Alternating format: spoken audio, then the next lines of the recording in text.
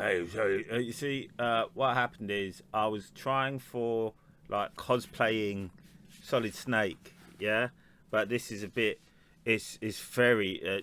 I mean, there's a bit here, but really, I think we should just keep this around here because there's a difference between New York in general and specifically the Blue Oyster Club, which we would probably touch on in. I said because everyone's doing all the spaghetti things. Welcome to tonight's episode of My Mum Said I Could Watch It with Lee Van Cleef, as you can see behind. Well, not see because that's his name there, and Airwolf. Yes, I'm doing Escape from New York. It's one that I didn't really have a film experience of. Again, as I mentioned in an earlier episode, I'm not silencing Isaac Hayes. It's just it's too much background. I my main memory of this one, 1981, 82, is my brother Mycroft had the massive poster. Those of you may remember them. In fact, the Picture House, I believe, got back behind them. Their old magazine that was one big sheet that was folded and folded and folded, so you could read it as a magazine, but then you started opening it up again and there'd be a massive poster in it. My brother had the one for Escape from New York, the Statue of Liberty image. That's it just, to me, will be always, because of my age at the time, stick in my head more than Cloverfield or indeed You Maniacs Who Killed Us All.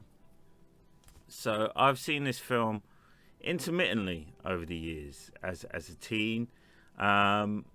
First time, again, this is one of those films I think that you put on ITV4. Once I'd had a terrible Edinburgh gig. I had some successful ones. Charlie Bond is banned from the comments. And I made a point of texting Nick Helm. In fact, what I did was, it was about to start, there was an industry party. So I went to the industry party. I'd thrown all the money at the flat. Turned up to show my face and go, great. Audiences were lovely. Audience were lovely.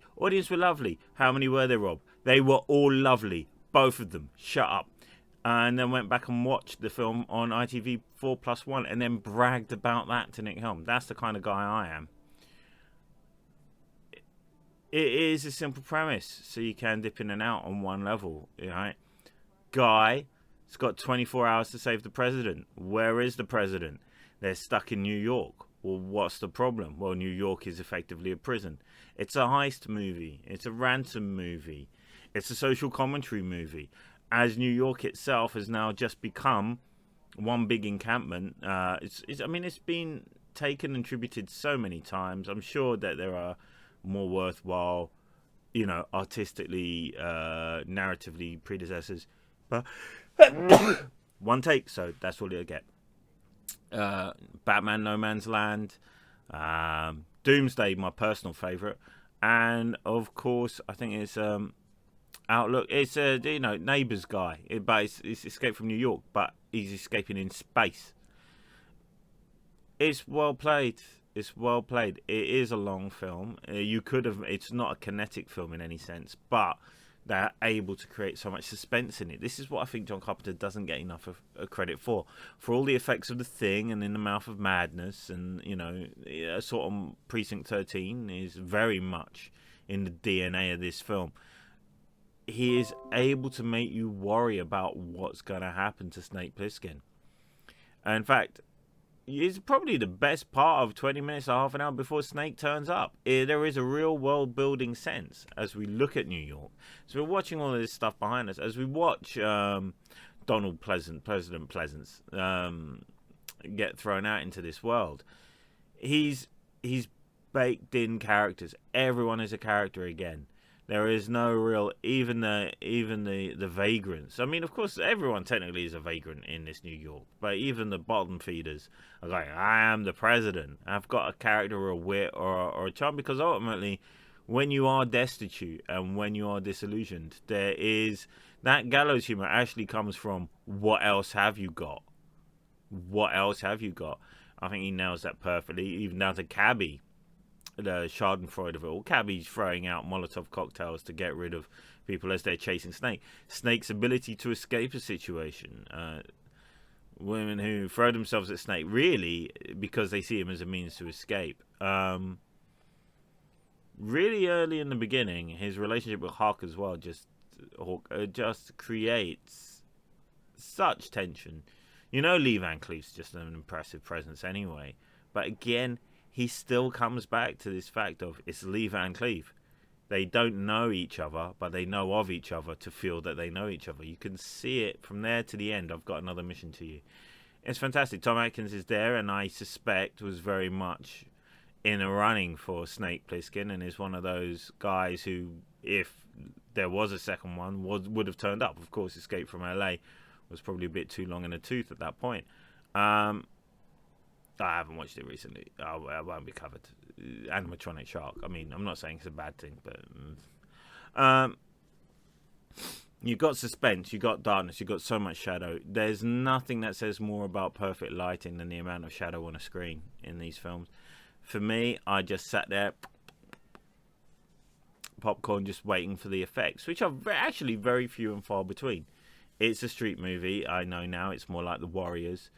And I would also say that it is one of the best supporting casts. When you have the Duke there, when you have Harry Dean Stanton, right? The whole thing about whatever happened to Fresno Bob. I mean, I've been Harry Dean Stanton. You know those guys, and I've been Snake, and we've both been. I think we've all been on both sides of that conversation of where life meant you had to bail on people, and those times when people have just bailed on you. Adrian Barbeau, as ever, comes in and creates a more nuanced character. In fact, is the only one with whom allows Kurt Russell to show some empathy, even in the most brutalistic way. Her lover dies. She doesn't want to leave, so he gives up a gun for her to enact her vengeance. Meanwhile, earlier in the film, you're seeing a woman being gang assaulted. I'm using the words assaulted because, again, YouTube, I don't know what are of it all. That's why you're not getting any of my chest hair. Charlie Bond is so banned. But yeah, I would say that this is definitely not just one to put on. It's one to just bask in. If there's something like the Prince Charles puts this on, definitely get down there. I mean, ironically, I do wonder if the audience is going to be made up of cabbies retinue. But at 100 minutes, it makes its comment. It world builds so much with such little dialogue. You don't know the Dracarys of it all. That's what I like about this, is you have the basics are all put in front of you.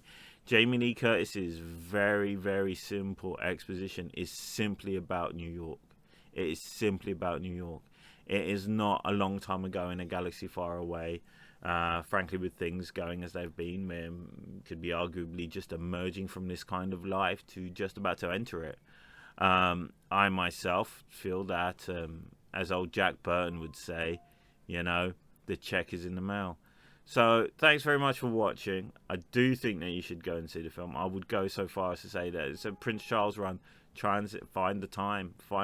I definitely would, because the scenery, the setting, and the pacing that allows you to get involved in a cinema as opposed to the scroll happy world that we have in front of us now will see you so heavily rewarded. And everything else here is for my OnlyFans. So thanks for listening, and hopefully I'll see you soon.